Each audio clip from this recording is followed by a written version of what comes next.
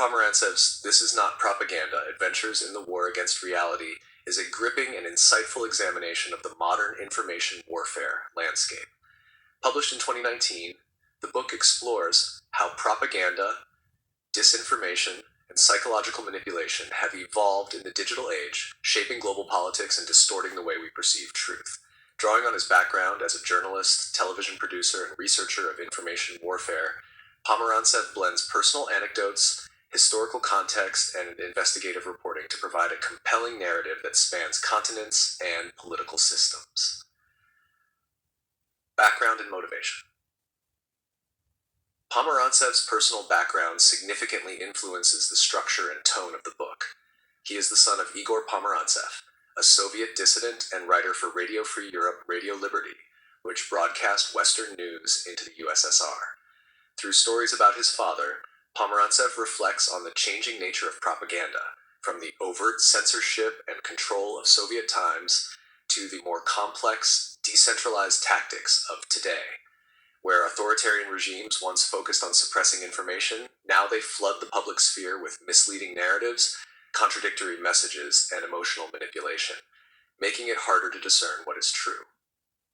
The title, This Is Not Propaganda, is intentionally ironic, echoing the surrealism of Magritte's This Is Not a Pipe, and signaling the postmodern complexity of the modern propaganda landscape, where lies are disseminated not to convince, but to confuse. The new age of information warfare. Pomerantsev charts a transition from traditional propaganda, which often aimed to persuade, to a new model designed to disorient. He argues that today's information warfare is not about getting people to believe one thing, but about making them believe nothing. In this environment, facts become irrelevant, institutions lose credibility, and people are left vulnerable to manipulation. One of the central themes is how digital technology has empowered both state and non-state actors to wage psychological and informational warfare on an unprecedented scale.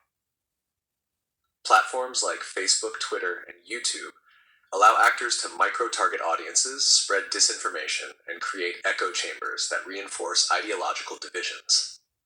Pomerantsev provides vivid examples from across the globe. In the Philippines, he follows supporters of Rodrigo Duterte, who use social media influencers to push a narrative of law and order while discrediting critics. In Serbia, he investigates how nationalists manipulate online platforms to spread historical myths. In Mexico, he examines how cartels and political operatives exploit fear and confusion to control public perception.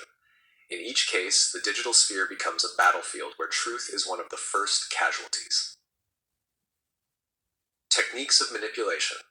Throughout the book, Pomerantsev introduces various psychological and technological strategies used in modern propaganda. These include astroturfing, creating fake grassroots movements to simulate widespread support for a cause; troll farms and bots, coordinated campaigns using fake accounts to amplify messages, attack opponents, and distort online discourse; deepfakes and manipulated content, visual and audio forgeries that challenge the authenticity of evidence; memes and emotional manipulation, leveraging humor, anger, and fear to bypass rational analysis and provoke visceral reactions.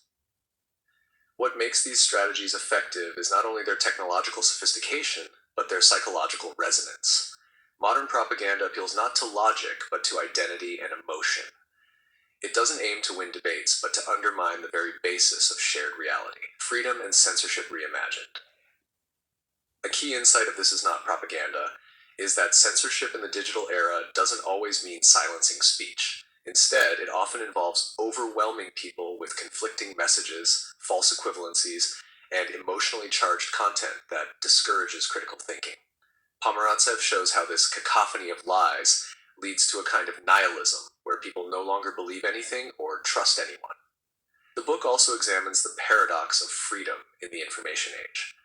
The internet was once hailed as a tool for democratization and free speech. However, Pomerantsev argues that the same technologies that empower activists also enable authoritarian regimes and malign actors to suppress dissent in new, more insidious ways. Instead of banning speech, they manipulate algorithms, weaponize data, and flood platforms with noise, attach personal journey and moral inquiry. Alongside his reporting, Pomerantsev shares his own evolving views on truth, freedom, and resistance. He reflects on his father's idealism and the Cold War era belief that truth would set people free. But in today's world, that ideal seems increasingly naive. Pomerantsev admits struggling with how to confront propaganda without becoming propagandistic himself. He worries about the risks of creating counter-disinformation that is manipulative in its own right. This personal dimension adds emotional depth to the book. Pomerantsev is not a detached observer, but someone genuinely searching for solutions in a world where even the act of searching for truth feels compromised. He wrestles with questions about whether democracy can survive the psychological onslaught of constant disinformation and whether any regulatory solution can adequately address the power of tech giants and state propaganda machines. Global implications. The global scope of This Is Not Propaganda is one of its strengths. Pomerantsev makes it clear that information warfare is not confined to autocracies or rogue regimes. It is a global phenomenon affecting democracies as well. From Brexit campaigns influenced by targeted Facebook ads, to Russian troll farms interfering in US elections, to the Chinese Communist Party exporting surveillance technology, the erosion of truth is a transnational issue. He highlights the role of technology companies in facilitating this war against reality. Platforms driven by profit motives have little incentive to police disinformation, especially when outrage and division generate more engagement and ad revenue. Pomerantsev suggests that without greater accountability and reform, these platforms will continue to undermine democratic institutions. Possible solutions. Although Pomerantsev does not provide a simple blueprint for combating propaganda, he explores several avenues.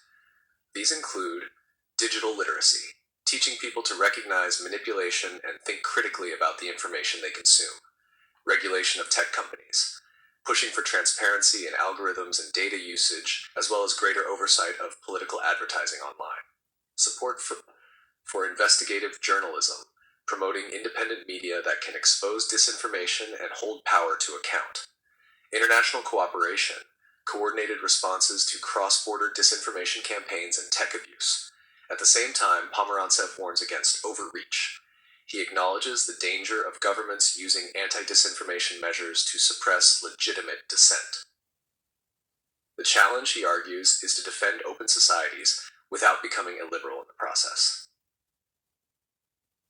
Conclusion. A Fight for Reality, This Is Not Propaganda is not just a book about propaganda. It is a wake-up call about the fragility of truth in the digital age. Pomerantsev's message is urgent. Reality itself is under siege, and the consequences for democracy, freedom, and human dignity are profound. Yet the book is not entirely pessimistic. By shining light on the mechanisms of manipulation, Pomerantsev equips readers with the knowledge to resist. His exploration of activists, dissidents, and journalists who fight back against the tide of lies offers hope that the war against reality is not yet lost. Ultimately, This Is Not Propaganda challenges us to rethink what truth means in the 21st century, and to recognize that defending it may be the defining struggle of our time.